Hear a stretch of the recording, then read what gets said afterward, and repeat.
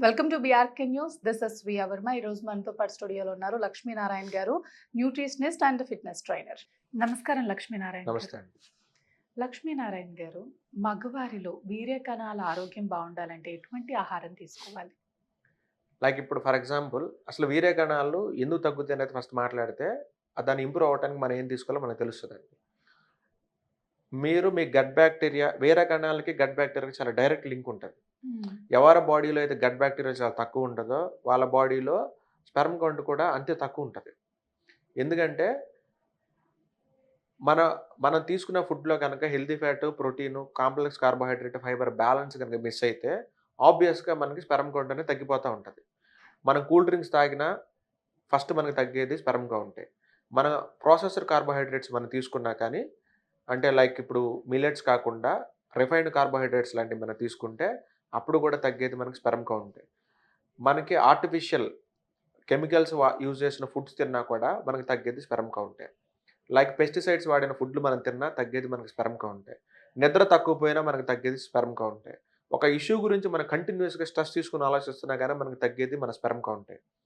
మనం ఎక్సర్సైజ్ చేయకుండా ఇంట్లో ఒక స్టబర్న్ లైఫ్ స్టైల్ గనుక మనం లీడ్ చేస్తా ఉంటే, ఇల్లు, ఆఫీస్ తప్ప మనం వేరే వర్కౌట్ రొటీన్ గనుక మనకు లేకపోతే, అప్పుడు తగ్గేది కూడా మన స్పెర్మ్ కౌంటే. సో, సిగరెట్లు తాగినా తగ్గేది స్పెర్మ్ కౌంటే, మందు తాగినా తగ్గేది స్పెర్మ్ కౌంటే, డ్రగ్స్ తీసుకున్నా తగ్గేది స్పెర్మ్ కౌంటే. స్పెర్మ్ కౌంట్ తగ్గడానికి ఇన్ని రీజన్స్ ఉంటాయి. వీటిల్లో మనం ఏవేవి వాడుతున్నాం అనేది ఎవరి విజ్ఞతకు వాళ్ళని వదిలేయొచ్చు. ఎందుకంటే మన బాడీకి అంటే మన గట్ బ్యాక్టీరియాకి సెట్ కాని ఏ ఫుడ్ మీరు తీసుకున్నా మీరు డైరెక్ట్‌గా తగ్గేది స్పెర్మ్ కౌంటే first of all. Next thing ఏంటి అంటే, ఈ స్పెర్మ్ కౌంట్ ఎలా పెరగాలి? ఎలా పెరగాలి అంటే స్పెర్మ్ అనేది టెస్టోస్టెరాన్‌కి కొంత లింక్ ఉంటది. సో, స్పెర్మ్ పెంచుకోవాలి అంటే స్పెర్ స్పెర్మ్ కౌంట్ పెంచుకోవాలి అంటే టెస్టోస్టెరాన్ మనం ఇంప్రూవ్ చేసుకోవాలి. టెస్టోస్టెరాన్ ఎవరికి ఇంప్రూవ్ అవుతది అంటే వర్కౌట్ చేసే వాళ్ళకి ఇంప్రూవ్ అవుతది. టెస్టోస్టెరాన్ అనేది ఆన్ డిమాండ్ బేస్ మీద రిలీజ్ అవుతది.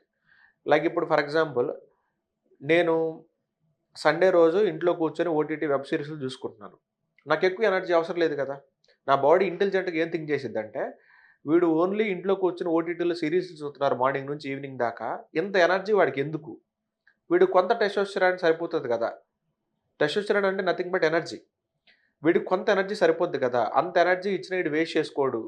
అంటే అంత ఎనర్జీ ఇచ్చినా ఈడు యూజ్ చేసుకోడు కాబట్టి, వెబ్ సీరీస్‌లు చూడటానికి అంత ఎనర్జీ అక్కర్లేదు కాబట్టి నీ బాడీలో sperm count and testosterone count అనేది చాలా మినిమైజ్ అయిపోతాయి. ఫర్ ఎగ్జాంపుల్ ఒక పర్సన్‌కి వాడికి ఓటీటీలో వెబ్ సీరీస్‌లు చూడటంతో పాటు బయటికెళ్ళి గ్రౌండ్‌లో ఒక 1 అవర్ క్రికెట్ ఆడుకుంటున్నాడనుకోండి. అతనికి కొంత ఫిజికల్ వర్క్ ఉంది కాబట్టి, అతనికి కొంచెం ఎక్కువ ఎనర్జీ కావాలి.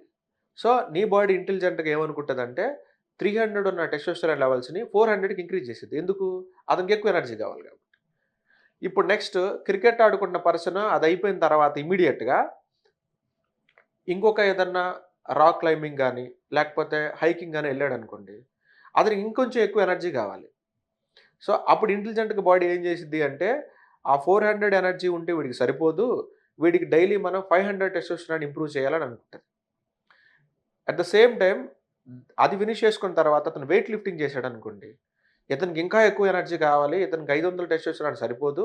ఇతనికి 600 ఆర్ 700 టెస్టోస్టెరాన్ మనం ఇద్దాం అని బాడీ ఇంటెలిజెంట్‌గా ఆలోచించి ఇంకొంచెం ఎనర్జీ రిలీజ్ చేయడం స్టార్ట్ చేసిద్ది. అదయిపోయిన తర్వాత అతను స్విమ్మింగ్ కూడా ఎళ్ళాడనుకోండి. ఇంకా ఎక్కువ ఎనర్జీ కావాలి కాబట్టి అతనికి 700 ఉన్న టెస్టోస్టెరాన్ 800-900కి తీసుకొని వెళ్ళిపోద్ది. సో, మీరు డైలీ ఎంత వర్క్ అయితే చేస్తారో దాన్ని బట్టి మీ టెస్టోస్టెరాన్ లిమిట్స్ అనేది ఉంటాయి.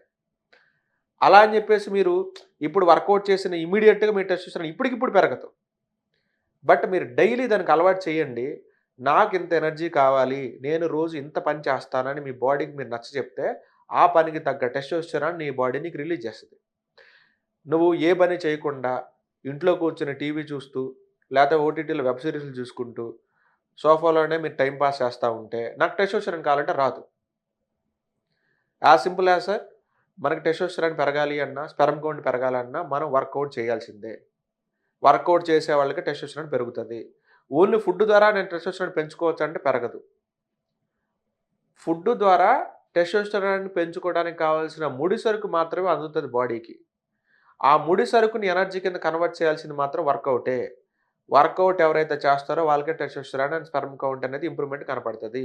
ఓన్లీ ఫుడ్ తిని ఇంట్లో నువ్వు ఎంత హెల్తీ ఫుడ్ అనేది తినండి. ప్రపంచంలో ద బెస్ట్ డైట్ తీసుకొచ్చి వాడి ముందు పెట్టండి. కానీ వాడి టెస్టోస్టెరాన్ పెరగదు.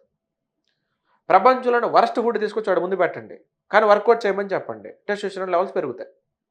సో టెస్టోస్టెరాన్‌కి డైరెక్ట్ లింక్ అనేది వర్కౌటే. దానికి వేరే సొల్యూషన్ లేదు.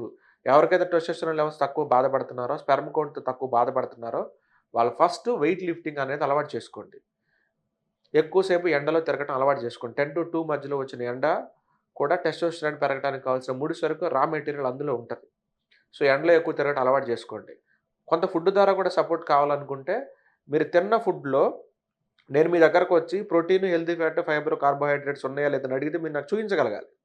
ఓన్లీ అన్నం తిని, ఇడ్లీ, దోస తిని, చపాతీ తిని టెస్టోస్టెరాన్ పెరగమంటే పెరగదు. అవి టెస్టోస్టెరాన్ పెంచే ఫుడ్‌లు కాదు. అవి ఓన్లీ పొట్టను పెంచే ఫుడ్‌లు మాత్రమే. టెస్టోస్టెరాన్ పెంచడానికి హెల్తీ ఫ్యాట్ అండ్ ప్రోటీన్ అనేది చాలా మెయిన్ కీలకమైన రోల్ ప్లే చేస్తాయి. మీరు అవి తీసుకోకుండా టెస్టోస్టెరాన్ పెరగాలంటే ఎక్కడి నుంచి పెరుగుతాయి? మీరు హెల్తీ ఫ్యాట్, ప్రోటీన్ తీసుకోకుండా, వర్కౌట్ చేయకుండా మీరు టెస్టోస్టెరాన్, స్పెర్మ్ కౌంట్ పెరగడానికి ఎన్ని మెడిసిన్ వాడినా మీకు జీరో రిజల్ట్. ఎంతమంది ఆండ్రాలజిస్టులు, ఎంతమంది యూరాలజిస్ట్‌ని మీరు కన్సల్ట్ అయినా జీరో రిజల్ట్. సో వర్కౌట్ చేయడం అనేది అలవాటు చేసుకోండి. వర్కౌట్ చేయటం చేతకాని మగాళ్ళకి టెస్టోస్టెరాన్ అనేది అబ్నార్మల్ లెవెల్స్‌గా డౌన్‌లోకి వెళ్ళిపోతాయి. లైక్ టెస్టోస్టెరాన్ లెవెల్స్ 300 అనేది బేస్ లైన్ అయితే టాప్ లెవెల్ 1000 ఉంటది.